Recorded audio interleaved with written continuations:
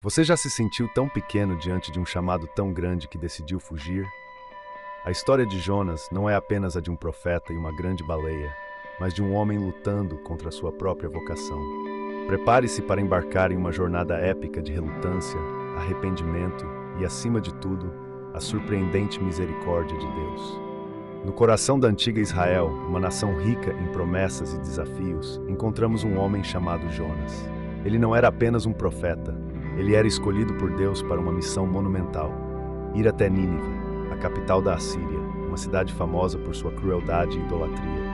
Mas quando Deus lhe ordena que pregue a mensagem de arrependimento, Jonas hesita. A cidade de Nínive representava tudo o que ele temia e desprezava. Como poderia ele pregar ao inimigo de seu povo? Jonas se pergunta: por que eu? O que eu tenho a oferecer a uma cidade tão cheia de pecados? E se eles não ouvirem? E se eu for rejeitado? A luta interna é palpável. Assim, em vez de seguir o chamado divino, ele toma uma decisão radical e, por assim dizer, fugindo da responsabilidade que lhe foi confiada. Determinando-se a fugir do chamado divino, Jonas embarca em um navio com destino a Tarsis, uma terra distante e desconhecida. Ao adentrar o navio, ele sente uma mistura de alívio e culpa. O mar, em sua tranquilidade, parece refletir sua decisão, mas essa paz não duraria muito. A visão do horizonte se transforma em uma linha borrada à medida que o barco se afasta do porto. No entanto, ao navegar, o céu escurece e nuvens ameaçadoras se acumulam. Uma tempestade colossal surge e o navio começa a balançar violentamente. Os marinheiros, em pânico, clamam a seus deuses, tentando desesperadamente salvar suas vidas. Enquanto isso, Jonas está lá, profundamente adormecido, ignorando os gritos e os perigos ao seu redor. Ele não consegue enxergar que sua desobediência não afeta apenas a ele, mas também aqueles que o cercam. Quando é acordado, ele percebe que a tempestade é uma consequência de sua desobediência. O medo se apodera dele e ele se apresenta aos marinheiros, confessando que a tempestade é por causa dele. Arremessai-me ao mar e a tempestade cessará, ele diz, sabendo que essa é a única maneira de salvá-los. Os marinheiros hesitam, mas ao perceberem que estão prestes a afundar, não têm escolha. Eles lançam Jonas ao mar e assim que ele toca as águas turbulentas, a tempestade se acalma, como se nunca tivesse existido. No entanto, a história de Jonas está longe de terminar. Ele é engolido por um grande peixe, frequentemente chamado de baleia, e é aqui que a transformação verdadeira acontece. No escuro e úmido ventre da criatura, Jonas se vê cercado pelo silêncio e pela solidão. O tempo parece parar. Neste espaço claustrofóbico, ele não tem outra opção a não ser enfrentar a realidade de suas decisões. Do fundo do abismo clamei a ti, Senhor, ele ora, a angústia em sua voz ecoando nas profundezas.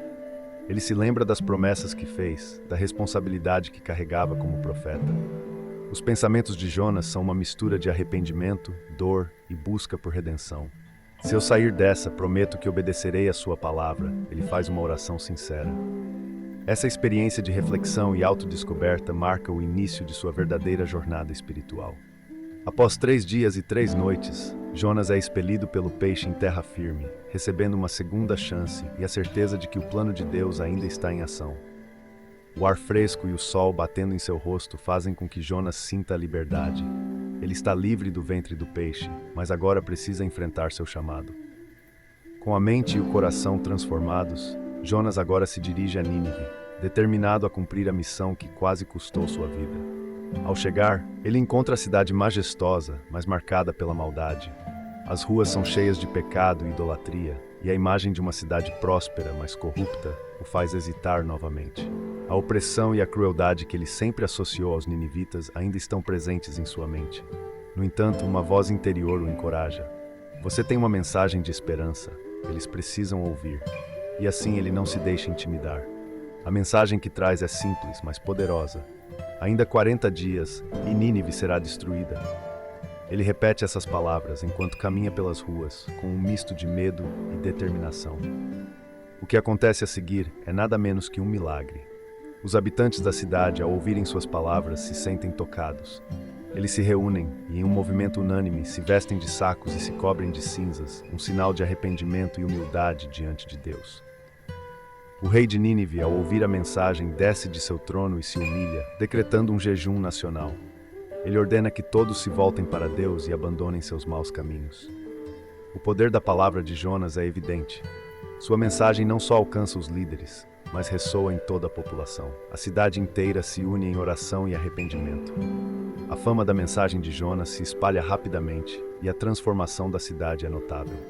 Nínive se torna um exemplo de como, mesmo os mais perdidos, podem encontrar redenção. As ruas que antes estavam repletas de práticas idólatras, agora ecoam com orações sinceras. Deus, vendo suas ações, decide poupá-los da destruição. A salvação de Nínive se torna um testemunho da misericórdia divina. Deus é amor, diz um dos habitantes da cidade, ao perceber que o arrependimento sincero pode mudar o destino de todos. No entanto, a história não termina aí. Jonas, ao ver a salvação de Nínive, se enche de raiva e se retira para um lugar isolado. Ele estava tão focado em seu próprio entendimento da justiça que não conseguia ver a grandeza da misericórdia de Deus. Sentado sob um arbusto que Deus fez crescer para dar sombra a ele, Jonas se sente injustiçado. Por que deveria se preocupar com eles? Ele grita, a frustração transparecendo em sua voz. Quando a planta murcha, ele se desespera ainda mais. Deus, com paciência e amor, questiona Jonas. Você se importa mais pela planta do que pelas milhares de almas em Nínive? Essa pergunta não é apenas para Jonas, mas para cada um de nós. Precisamos nos perguntar sobre o que valorizamos em nossas vidas. O amor de Deus é mais amplo do que conseguimos imaginar, e devemos nos lembrar de que sua misericórdia é para todos. Se você se identifica com a luta de Jonas, saiba que todos nós enfrentamos momentos em que hesitamos em seguir nosso chamado. Se você deseja explorar mais sobre fé, arrependimento e a infinita misericórdia de Deus, baixe meu e-book sobre religião. Neste material você encontrará insights e histórias que podem mudar a sua vida. O link está na descrição. O conhecimento que você adquirir pode ser a chave para entender sua própria jornada espiritual. A história de Jonas nos ensina que a obediência pode ser difícil, mas a misericórdia de Deus é sempre maior. Mesmo quando hesitamos, Ele sempre está pronto para nos dar uma nova chance. Se você quiser continuar essa jornada de aprendizado, não perca meu vídeo anterior sobre a história de Davi, um homem segundo o coração de Deus. Clique no link na descrição e descubra como ele enfrentou desafios e se tornou uma figura emblemática da fé. Lembre-se, sua jornada pode ser cheia de desafios, mas cada um deles é uma oportunidade para crescer. Não tenha medo de responder ao chamado de Deus em sua vida. Até a próxima e que Deus te abençoe.